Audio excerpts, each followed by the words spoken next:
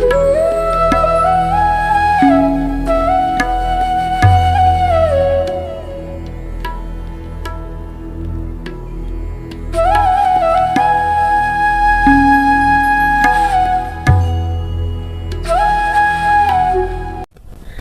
Everyone, welcome to my channel. मैं हूं आपकी होस्ट रश्मि। आज मैं आप लोगों को अपने गार्डन का छोटा सा अपडेट दिखाना चाहती हूं, जिसमें पिछले दिनों मैंने जो जो काम किए हैं इस वक्त वो सारे आप लोगों को दिखाऊंगी और आप देखेंगे कि उसमें मुझे कितनी सक्सेस मिली है और किन चीज़ों में मुझे फेल्योर भी मिला है। क्योंकि ऐसा नहीं है कि गार्डनिंग करने में हमें हमेशा सक्सेस ही मिलता है। तो चलिए चलते हैं हमारी वीडियो में।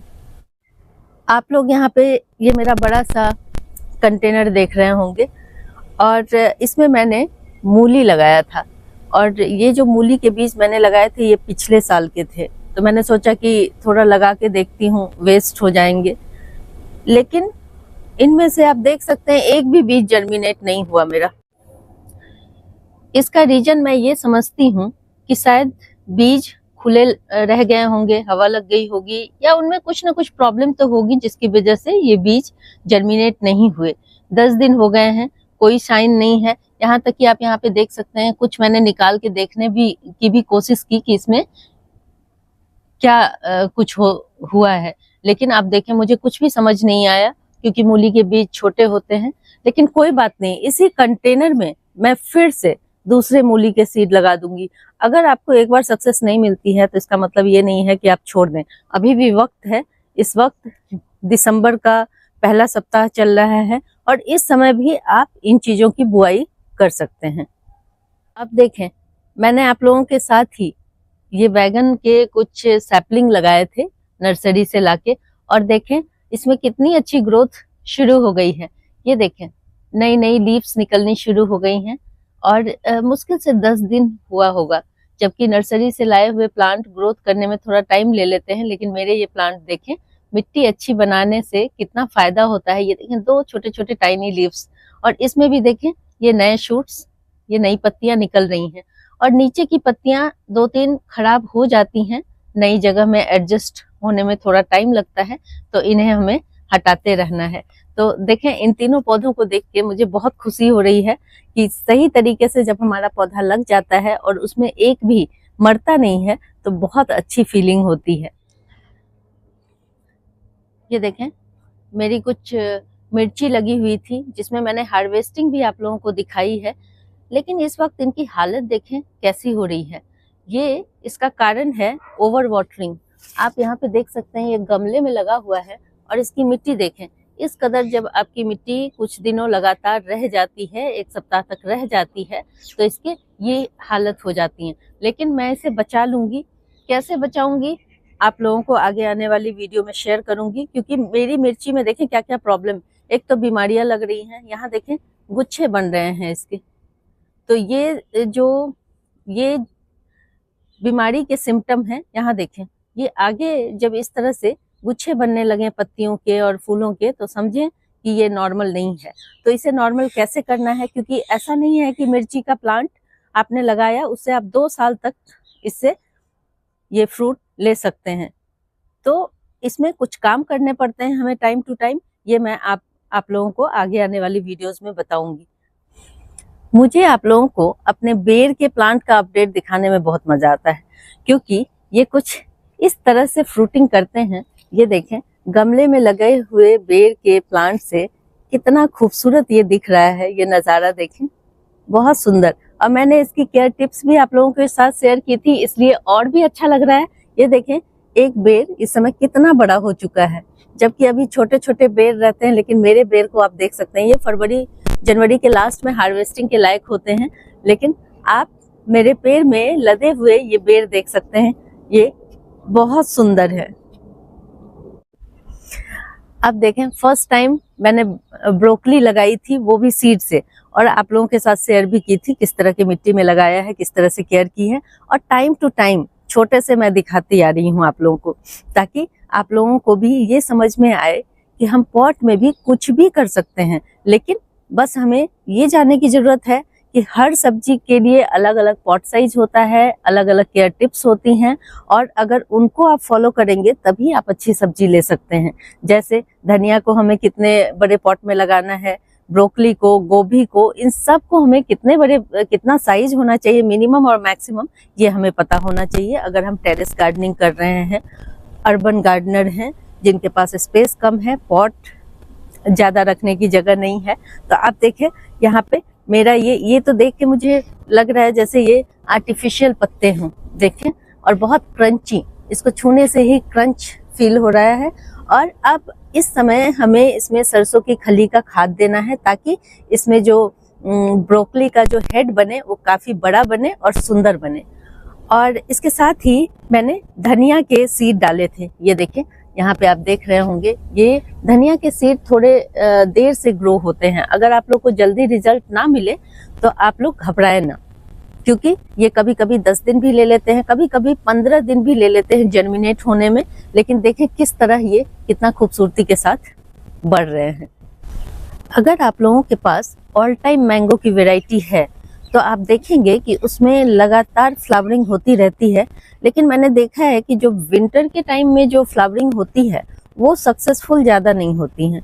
जैसे देखिए यहाँ पे बहुत सुंदर ये आम में मंजर निकले हुए थे, ये फ्लावर निकले हुए थे, लेकिन आप देख सकते हैं ये छोटे छोटे होके आप चाहे कितना भी केयर करें, मैंने इसमें देखा है ये निकल ही जाते हैं।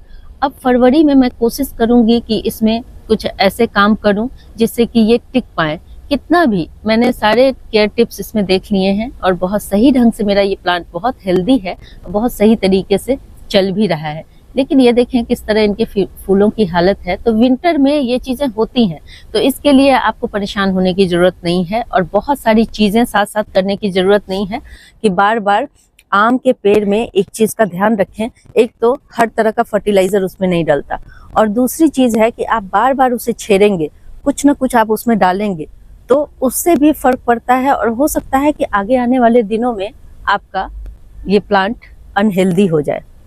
तो इस बात का ध्यान रखें, और जैसे जैसे मैं एक्सपीरियंस करती जाती हूँ मैं आप लोगों को भी बताती जाती हूँ, और आप लोगों को भी अगर कुछ टिप्स पता हो तो मेरे साथ जरूर शेयर करें। अब मैं आप लोगों के साथ टमाटर के वो पौधे शेयर करने जा रही हूँ जो कुछ मैं नर्सरी से लेके आई थी और कुछ मेरे गार्डन में अपने आप जर्मिनेट हो गए थे।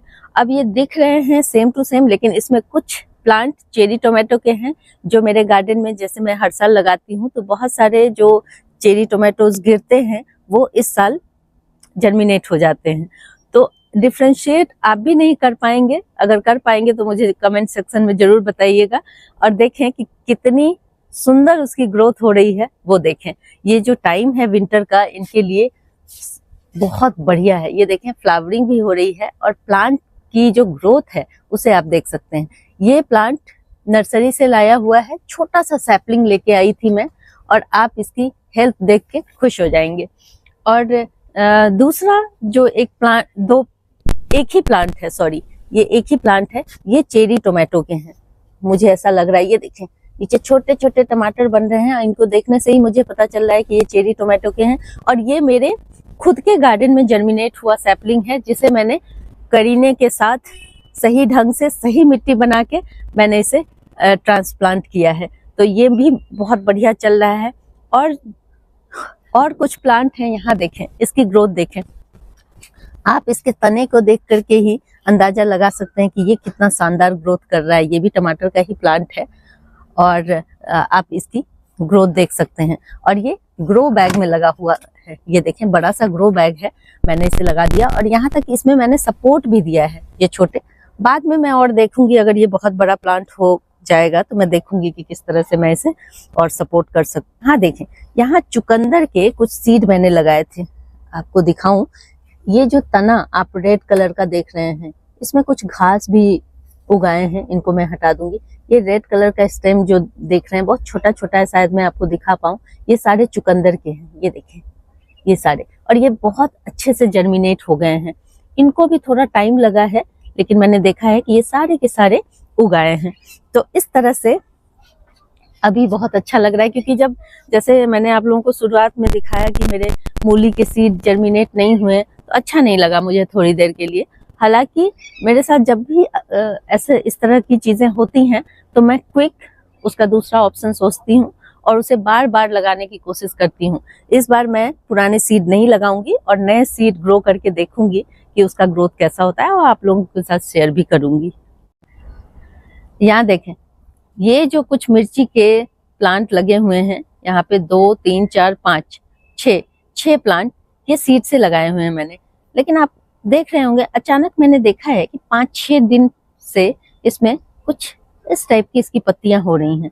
मिर्ची में यही एक प्रॉब्लम होती है, इस तरह से जब डिजीज्ड हो जाते हैं तो इनकी ग्रोथ रुक जाती है और बहुत प्रॉब्लम क्रिएट होती है। मिर्ची के लिए अभी एक सेपरेट वीडियो लाऊंगी क्योंकि ये वीडियो लंबा हो जाएगा और मैं आपको दूसरी चीजें नहीं दिखा पाऊंगी। तो इसलिए देखें इस मिर्ची को, और जब इसमें मैं ट्रीटमेंट कर लूंगी उसके बाद भी आपको इसका अपडेट दिखाऊंगी। ये अंजीर का प्लांट देखें, ये भी मैं आप लोगों के साथ शेयर की हूँ कि किस तरह मेरे मदर प्लांट से मैंने ये एयर लेयरिंग से ये तैयार किया है ये अंजीर। और मैं इसलिए आपको अपडेट दे रही हूँ कि नीचे देखें इसमें फ्रूट आ गए हैं। आप लोग कहते हैं कि एयर लेयर्ड अभी मुश्किल से 1.5 महीना भी नहीं हुआ है इसका, और देखें फ्रूटिंग शुरू हो गई है सीजन आ जाने के बाद। तो एयर लेयरिंग करने का यही एक फायदा होता है कि उसकी रूट डेवलप हो जाती हैं प्लांट में ही, और उसके बाद अगर आप उसे इस तरह से लगाते हैं तो बहुत अच्छे रिजल्ट मिलते हैं। जबकि जब आप प्लांट को कटिंग से लगाते हैं तो बहुत टाइम लग जाता है, हो सकता है 6 महीने, 1 साल, मिनिमम 1 साल तो लग ही जाते हैं उसे डेवलप होने में और इस तरह से फ्रूटिंग करने में। इसलिए अगर आप लोगों को कोई भी ऐसा प्लांट आपके पास है जिसकी वैरायटी बहुत अच्छी है तो आप एयर लेयर करके इस तरह से प्लांट लगा सकते हैं और क्विक रिजल्ट पा सकते हैं। ये मैंने फर्स्ट टाइम अपने गार्डन में लगाया। देखें ये सलाद पत्ता है, इसे बागचोई के नाम से भी जाना जाता है। ये एक तरह का चाइनीज सलाद है और मैं इसे बहुत छोटा सा इसका प्लांट नर्सरी से लेके आई थी। आप इसे सीड से भी ग्रो कर सकते हैं।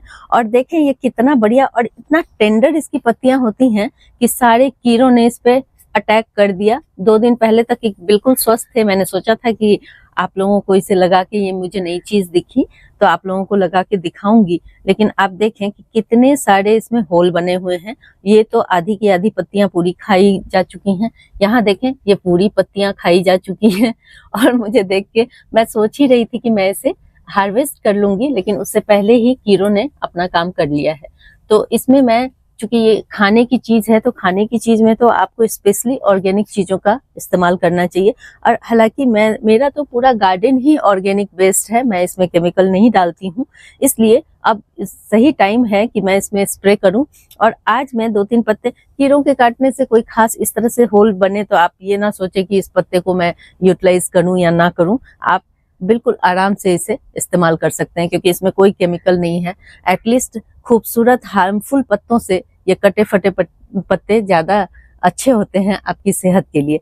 तो मैं देखें नीचे से और इसकी बनावट दिखाती हूँ। मुझे ये प्लांट क्यों पसंद है, ये देखें, ये काफी मोटा ताजा हो जाए। इसकी डंडियां देखें कैसी हैं, कितना सुंदर दिख रहा है। ये कैबेज की तरह ही दिखती हैं, लेकिन ये देखें मैं कुछ इसमें से निकाल लूंगी। देखें, और इतना क्रंची, इसको तोड़ते हुए आपने आवाज भी सुनी होगी। मैं एक और दिखाती हूँ आपको। देखें ये इस तरह से कितना क्रंची है। बहुत मजा आ रहा है मुझे ये काम करने में।